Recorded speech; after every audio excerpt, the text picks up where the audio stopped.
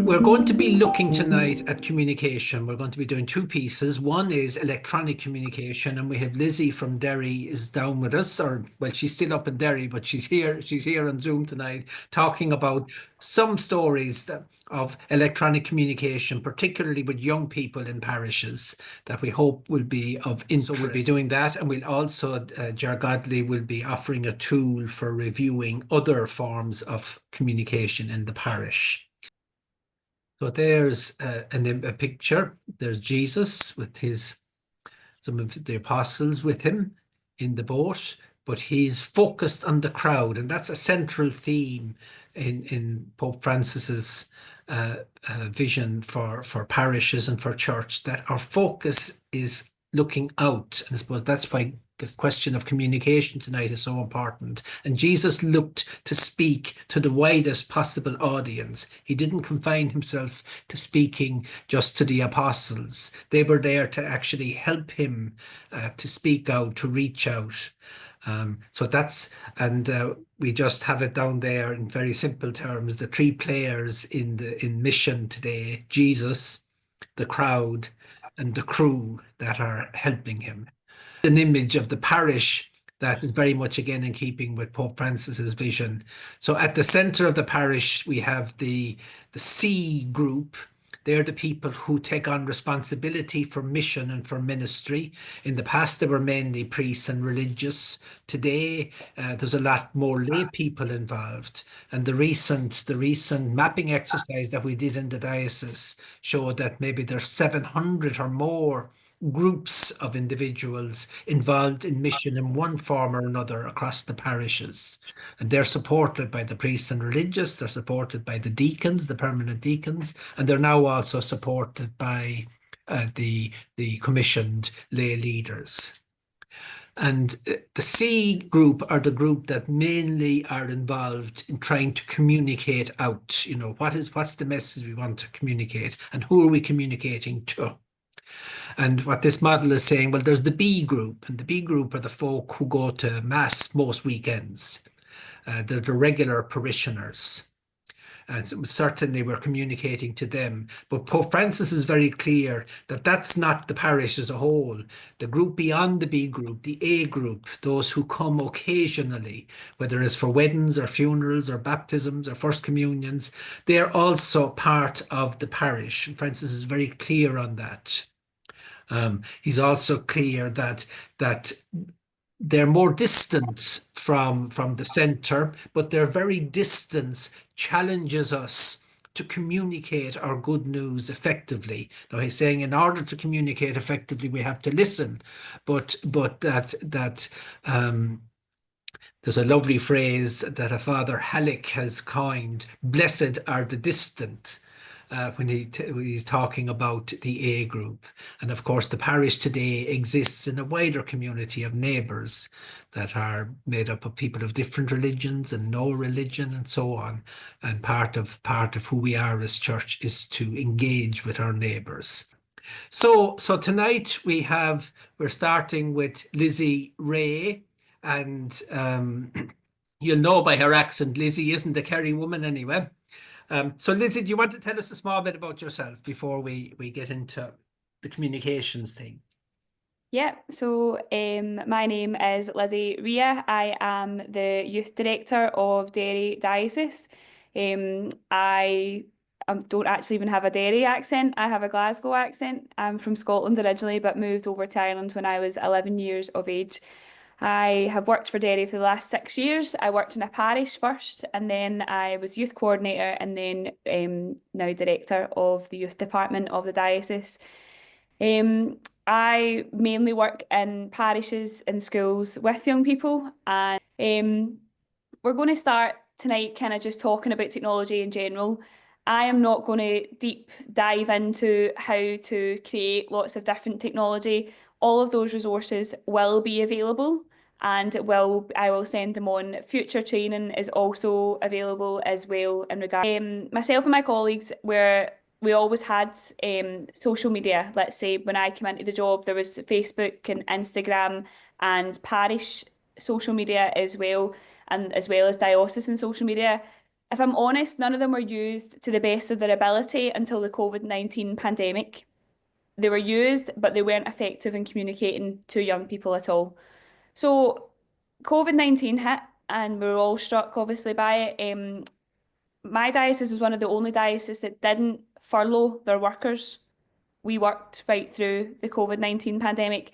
So obviously tasked with reaching out to young people at a time when we couldn't communicate in the normal ways of going to their parish and talking to them. We had to be inventive, as everyone was. And we used Instagram was our main tool. So I'm going to explain tonight, and you might know this, you might not know this. There's an age demographic in regards to what audience you're trying to reach. Each platform has a different age demographic and a different outlook of who uses those platforms to gain access to information. So for an example of that, Instagram is a great way of engaging young people. Facebook is a great way of engaging young parents who are looking for information. So in regards to a parish, if they want to possibly see when the communions are or confirmations are, or when things like are happening in the parish in regards to the sacraments, obviously we're always trying to make the link, especially what you were saying there, of those at the outskirts who maybe don't attend their masses and maybe need more information. Facebook is a great way for that, and for the older generation would use Facebook. Instagram would be used essentially for young people, and it's a great way of communicating. So some of the stories, obviously, our bishop learned, 2020, so 5 years ago on St Patrick's Day, he learned how to use Instagram. And for reference, Bishop Donald McKeown is going to be retiring. He's handing in his resignation in April to the Pope, and we're all gutted about that. He's a great bishop. He had to learn on his phone how to use Instagram. He had absolutely no notion about using it, didn't know what it was, but he realised that this was the only way of communicating with young people. So every Monday night, we went live on Instagram and spoke to around 60 to 70 young people from around the diocese. The bishop gave a message. It was a short live for 10 minutes. And this was all in conjunction with the John Paul II Award and other awards that were going on. And they received a task. And it was a direct communication between ourselves and the young people. They could communicate back to us as well through different forms on Instagram. So there's a personal message. What I will say is that everything I talked to you about tonight has been approved safeguarding wise by the National Board, because I know that's something that always comes up about how we keep everyone safe because they're under 18, especially with young people. We had to write a policy because we were the only ones that were able to communicate because we weren't furloughed, and it's been approved by the National Board. So that is all available as well if anyone needed or wanted any more information in regards to that. Parish webcams were something that I'm sure you've availed of in the Diocese of Kerry, and we availed of them a lot and during the COVID-19 pandemic. They have continued to be a real presence in an engagement of communication with the wider community. Some people who maybe don't feel comfortable coming to Mass would watch online, and that webcam, if used to its best of ability, can also broadcast messages, whether it's not just Mass, but also broadcast different messages. And having a webcam in regards to a parish hall or something outside of the chapel is also something that the Diocese of Derry have used and used quite a lot. And so whether that's, I know tonight in our cathedral, the start of Lent, they're having a talk, but that is also recorded and put online in the parish hall. So having a link that is able to broadcast a message out, and it can be broadcasted on a website for those who don't have social media and don't take part in social media. It can be the link can be shared on a Zoom call, or it could be shared on an Instagram, or it could be shared on a Facebook. There's many different variety of forums that these things can be viewed on. As I was speaking about the age demographic, if you are looking to engage young people in a safe environment, I would use Instagram. If what I would say is unsafe, there is some unsafe platforms such as TikTok.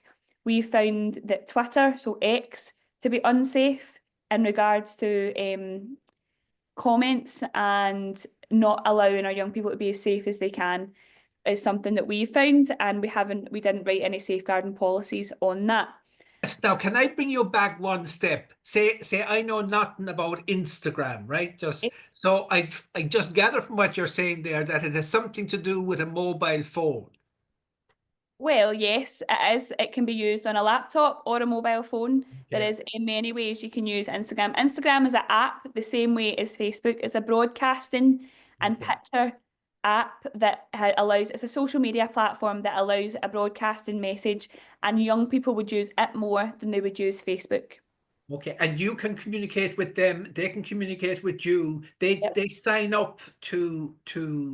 They already have Instagram accounts, same way a Facebook account, they would have it. But a lot of our parishes now have Instagram accounts so that they see that the young people can follow them onto their Instagram account and receive updates of what's going on in the parishes, anything that's going on that they can get involved in. So there's an update element of a broadcasting message. If you are not, we spoke about this on the phone, Martin, but if people are not technologically gifted, let's say, and they feel that they wouldn't have the knowledge to use Instagram or use Zoom or use Facebook, there are many people in your parishes who can use it and do have Instagram, but maybe wouldn't feel comfortable in regards to talking to their faith.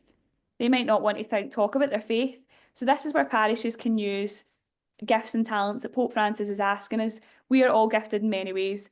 Using somebody who's got great content of sacramental preparation, of faith-based information, and finding somebody who's good at technology and mirroring the two, you're going to have good information. So, for example, you spoke about how a lot of you here are probably part of pastoral councils. Would that be correct in saying that? Or that's what you're looking at. So our pastoral council in my own parish in the Diocese of Derry have subgroups, all right? So we have a main pastoral council and there's somebody on each of the pastoral council that is part of a subgroup.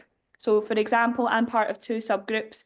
One subgroup is children and young people, and the other subgroup is parish IT. So we have our own IT subgroup as part of the pastoral council. So I don't know anything about finance, couldn't tell you a thing about accounts, nothing about parish buildings, other than I know when they put the heat on and when they don't.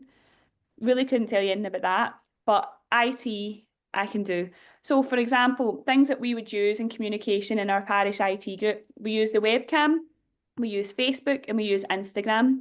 We also have, I don't know if you've had this now, card machines when you come in to donate to the parish, rather than we have collections, but we also have card machines. That caused absolute uproar because I'm in a rural parish and that caused chaos. But we're persevering and we're getting some donations through the card machines because the younger generation, like myself, don't carry cash.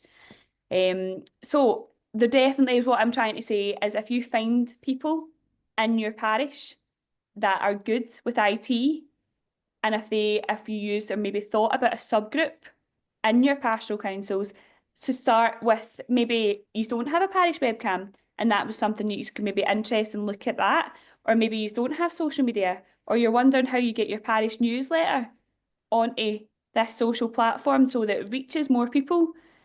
These conversations are being had or having in Derry.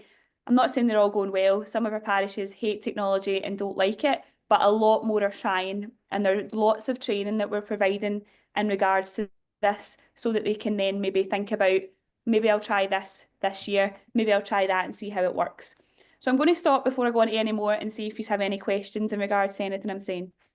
Great. So thanks, Sissy. I just want to throw it open. So what I hear you saying is that one way to go is to find a small group in the parish made up of some techies and then some pastoral people, and the combination together can allow them to communicate much more effectively, especially to young people, through the likes of Instagram. Kind of content that I put out depends on the liturgical year, I would say. So a lot of our content just now is obviously going to be about Lent. And in regards to the bishop, if the bishop had information he would like to communicate, I put that out.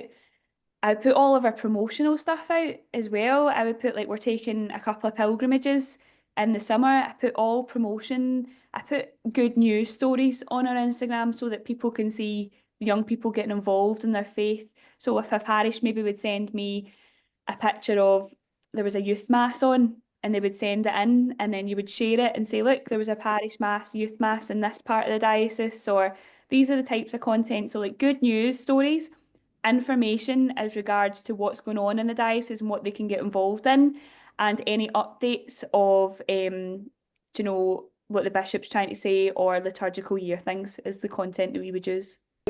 Yeah. Hi, Martin and Lizzie. Thank you very much for that very interesting input. I just going through my head is the question of how the content is managed. You know, that on every social media, it's, you know, we've all heard stories about free for all, you know, and anyone can say anything. So I suppose a concern I would have, you know, in relation to the communication either from the parish or the communication back to the parish, if there is that, how is that managed? Yep, that's a great question, Mags. Thank you for that. I hadn't thought about it. So for example, on the IT group, there are four people who have access to the pages. So if an abusive message came through, we all have access to it and all can see it. We would maybe talk about it after on how would we reply to that. And in regards to comments, you can delete the comment.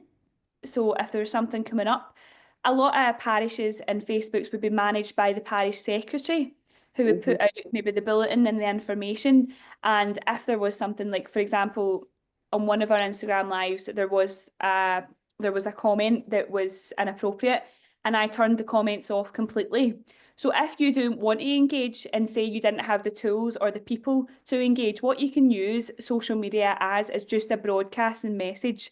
So you can turn comments off, you can turn messages off, you can turn it so that nobody can contact. The only thing that it's used for is to broadcast message. So just to send out information. You get better engagement if you keep the comments on and you keep the messages. But if there is no one to manage, parishes might have nobody to manage that. So maybe the only thing to start off with is a broadcasting tool. And then as maybe people become more au fait with it, you can maybe start branching out into, I suppose, messages and that. But what I would say is never have one person as the only admin, at least have four. So even for work, I think I've 5 pages that I'm on. So they could be on my own one for the youth, and then the diocese one, a parish one, and then the John Paul II award, so that at least there's like a community outside of it that you could message and say, look, did you see that message? How are we going to respond? Do you think we should respond? Do we need to report it to Facebook to say that it's inappropriate? All that kind of stuff. So it's definitely a community in regards to answering that, never on your own. Hearing, Lizzie, is that it requires people with a certain competence and they have to be trained, but that training is available. So if a parish in principle was interested in developing electronic communications, there is a pathway. There is a pathway, of course there's a pathway, and as I say, we are delighted to try and help in any way we can.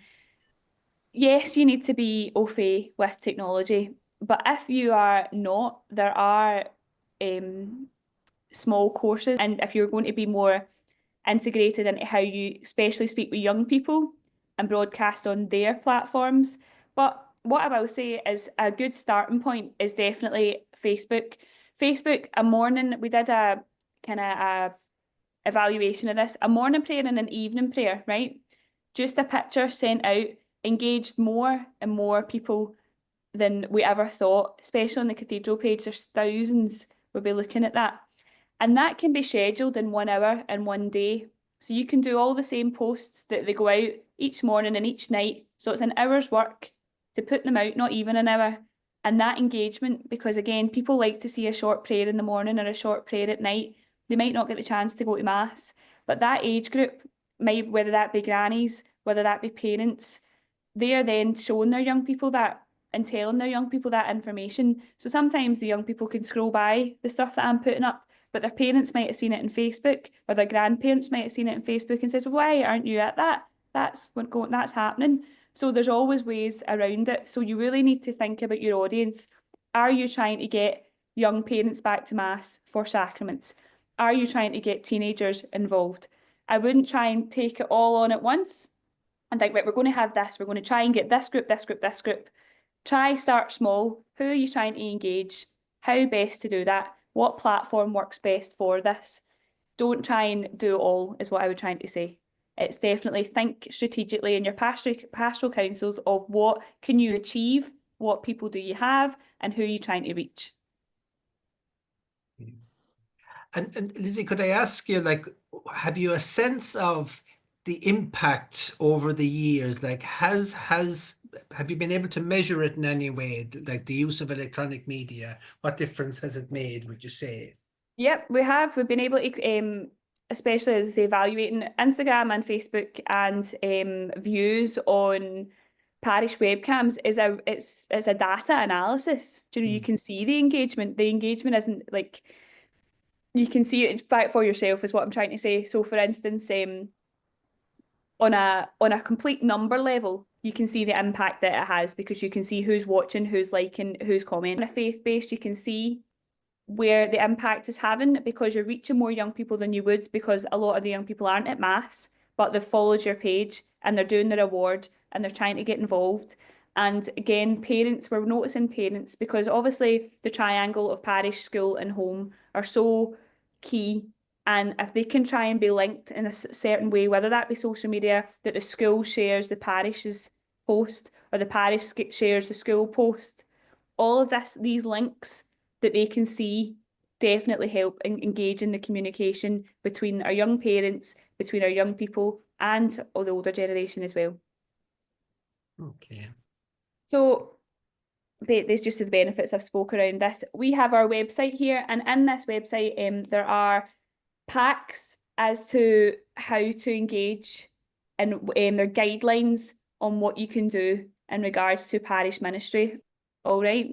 So as I say, what is most commonly used? It's parish webcams, Facebook, Instagram, diocesan pages, parish pages, direct contact with schools, home and parish. That's key, what we find anyway in Derry. Those three, that they all link together, what I was said before.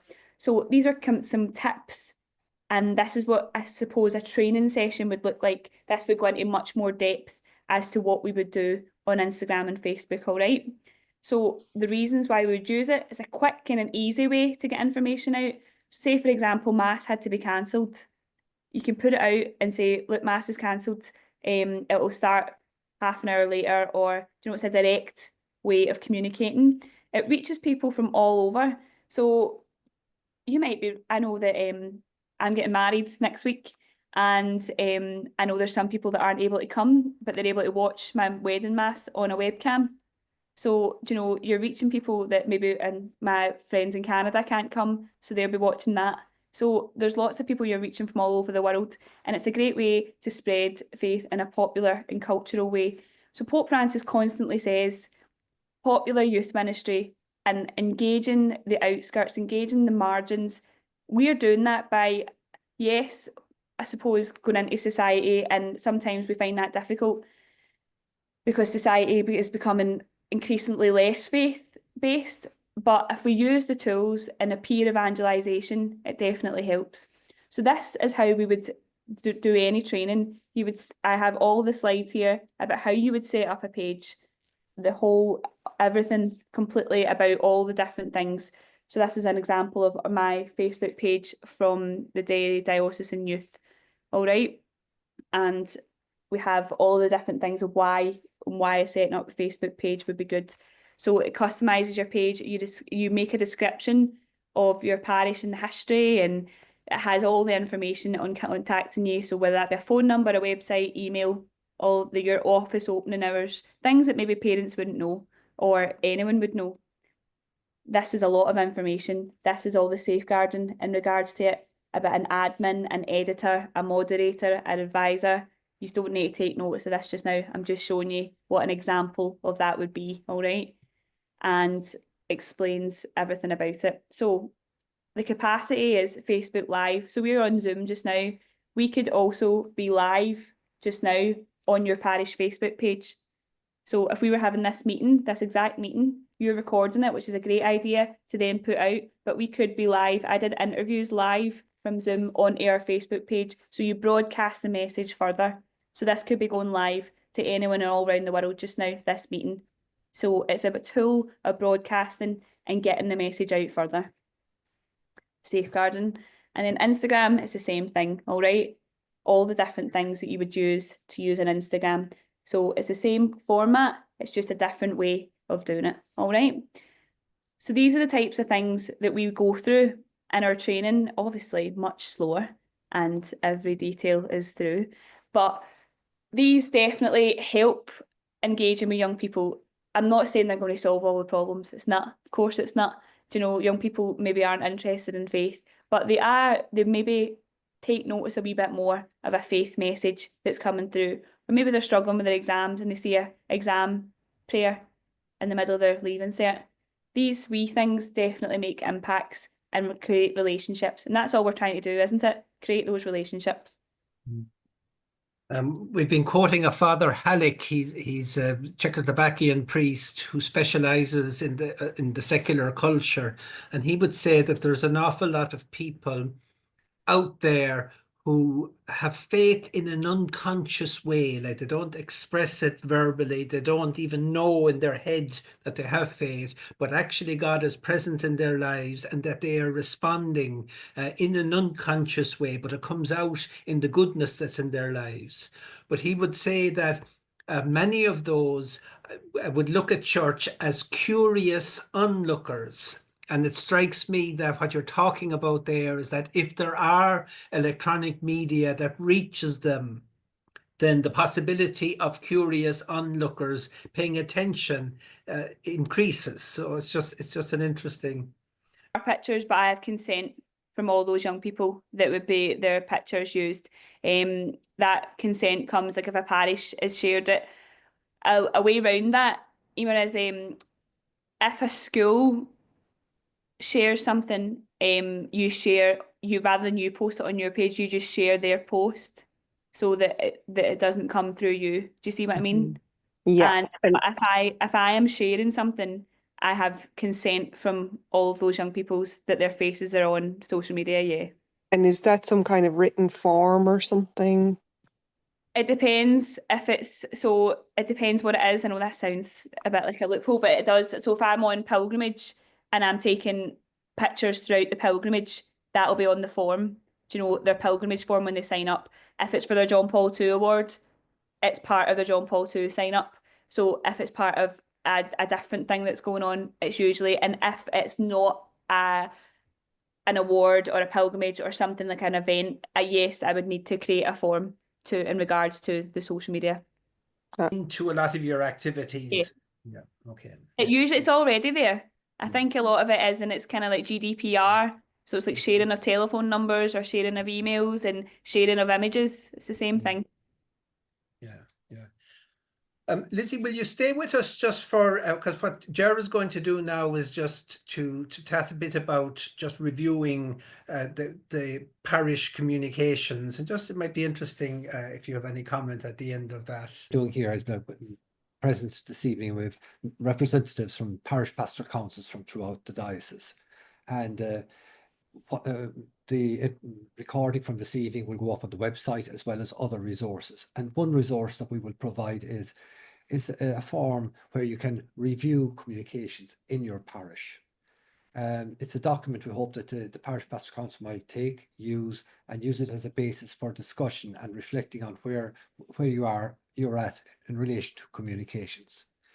The form is a number of sections. There's one on general communication assessment, and the idea of that is really just as a parish pastor council to look at what's the situation in your parish regarding overall parish communications. Is it excellent, good, satisfactory, needs, or does it need improvement, or is it poor?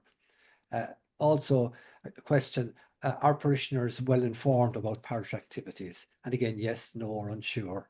And what are the main challenges in your parish regarding communication, and how accessible is communication to all parishioners, particularly elderly, young people, and those who are less technologically inclined? So the purpose of that really is just have an overview, a sense, and a general discussion about communications in your parish. Because in your role as pastor council, your role is that of coordinating activities in the parish and having an overview of the situation in the parish. The second section then explores particular aspects of communication, like the parish newsletter, to critique that. And there's some questions around that. The whole area of social media, which we had just there, Lizzie gave us great insight there into Instagram and Facebook. How you're using your parish website or your space on the diocesan website, to critique that as well. The whole thing of live streaming, how you're using live streaming, radio, particularly Horizons. Horizons is if you have a story to tell in your parish or something you want a communication in your parish, just are you using the radio? Tell how many listeners for Horizons, Ger? Horizons has 16,000 every Sunday morning. That's the figure at the moment around that, which is tremendous, really.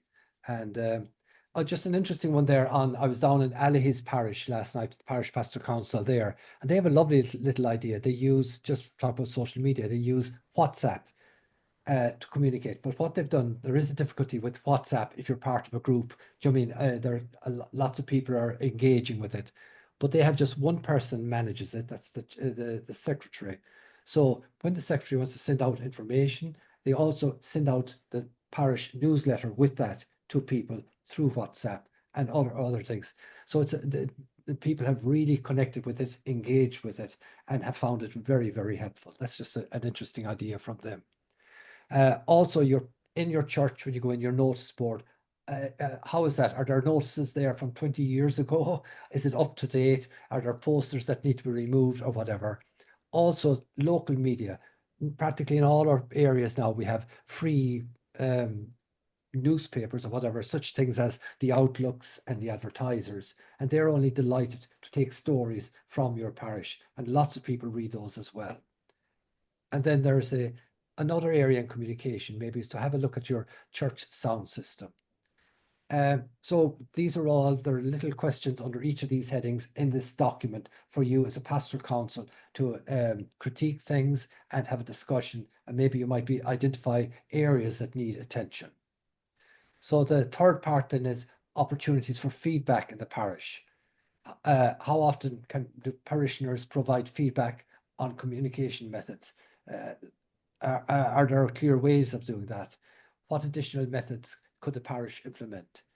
And are there specific groups within the parish, youth, elderly, families, that required tailored communication approaches? Again, these are just suggestions to stimulate conversation as part of your discussion at Parish Pastor Council regarding communications. And then finally, the final section of the document is about a kind of an action plan. So based on the feedback and discussion, what are the key strengths of your communication in the parish communication? What are the main areas that need improvement? And then as a parish pastor council to say, okay, here is an action, a short-term action we can carry out over the coming 6 months, which will enhance communication in our parish. And then maybe then to look at more long-term strategy as well, that over a period, that this is something we could work on that could support communication in the parish. So that document will be available on the website with the recording of this and other resources related to communication, and that will be going up next week. Great. Have you any quick observation, Lizzie, before we open it up? That looks really good, that action plan. I think we could use that in Derry. In regards to communication, I think what I'll just say is don't be overwhelmed. I think between myself talking, I know I probably went over some people's heads, and maybe an action plan. If you start to really go into the realms of technology, it is overwhelming. Don't get overwhelmed. Take 10 steps back and think about one thing that you could do for your pastoral council, one way of communicating through a different forum that maybe you've done before, and build on it. That's what we've done. Ours has taken, it's taken years. It's not done like that. It takes years and years. So just pick a thing, one thing, and see what you can build on. I muted myself. I have a question there, please. Ger, for you, and maybe Lizzie might like to comment on it as well. It's in relation to the website, the diocesan website, which has, you know, and just a wealth of information on it. Is there? Can you monitor to what extent that is used? I mean, I have an impression that websites aren't really used by an awful lot of people anymore, that people are more interested in the more immediate kind of platforms. Yeah, just the website, it's a place where we house information and house resources. Then we can connect your Facebook to it. You can have a QR code connected up to a page that people can access the page. So it's kind of like our workhorse, where it's our filing cabinet. Everything is in there. Very few people actually go directly to a web page and start exploring a website. So you have to direct them to it. And that's what we try to do a lot.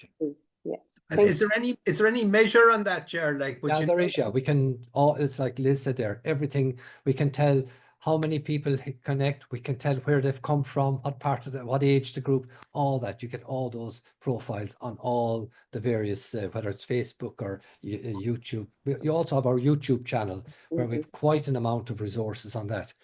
I think where we're failing here at diocesan level, we're not. We need to start communicating out what's available better, and make access and making stuff easier to access as well. So that's a challenge for us.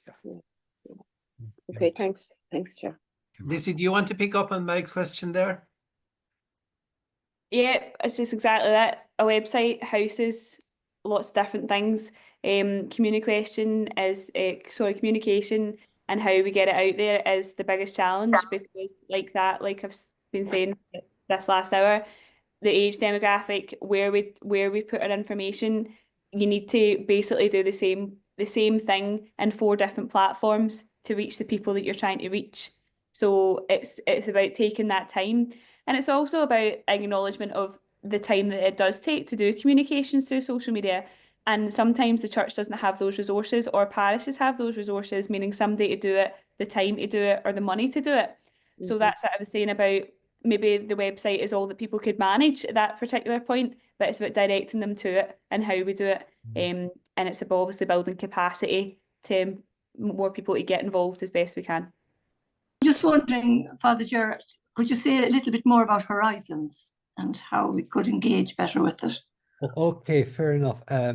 We have a person responsible for in communications at the diocese. It's David Sheehan, and David produces Horizons every week. It's quite a labor-intensive task, but he would be only delighted if any parish, if you have any story or any action coming up or activity or event, and he can record, have an interview with you and tell your story on Horizons, or you may have something coming up you want to promote. He can do that also. So it's just a matter of ringing, either you could ring the pastoral centre here, or you could ring, all that information's on the diocesan website, how to contact David as well, if you want to do that. All right, so it's an awful lot's possible, but again, I think what Ger is saying and what Lizzie is saying is don't be overwhelmed. Just focus and see, is there one thing that we can do better? Thanks very, very much, Liz. It was lovely to hear all that's going on in Derry and your whole enthusiasm for social media. And that's a challenge for us. A lot of our communication, we connect with over 60s, do you know what I mean, over 50, or it's that younger generations, how to engage, and especially those who are a little distant from church. So it was lovely hearing all your approaches there. I just as well want to take an opportunity to thank you, Martin, the enormous amount of work you've put in over the past 12 months or so, at least, around this whole process, and with the work tonight and these things. And also just all of this will be up on the website. We'll communicate all the various workshops. So your parish pastor council might like to go back and say, hang on, that's an area we would like to share with a few other people, have a further discussion on it. And maybe there's an action there we would like to carry out. Thanks.